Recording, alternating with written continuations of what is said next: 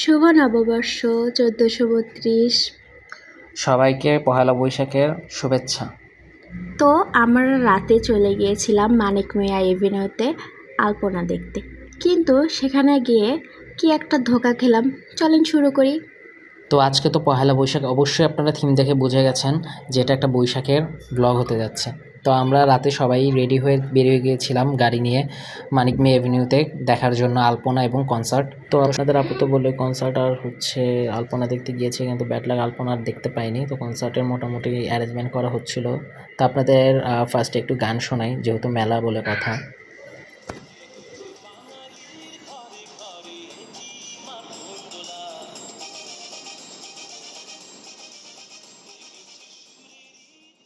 তো তারা দুজন মনিতা আর আপনাদের আপু একটু খেলাধুলা করলো, চুরি টুরি নাচালো, তারপর ভাগ্নিকে নিয়ে একটু নাচাগানা করছিল।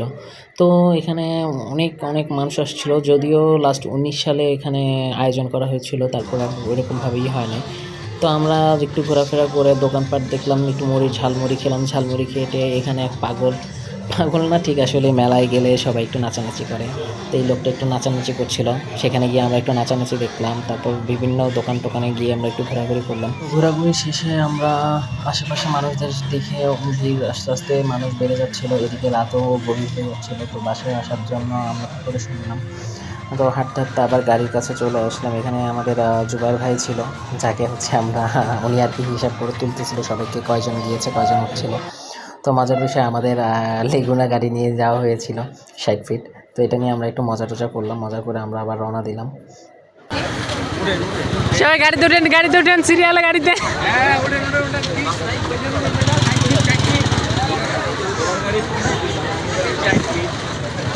হ্যাঁ ভাই, সবার গাড়ি 10 থেকে 15 ফিট আর আমাদের গাড়ি হচ্ছে 60 ফিট।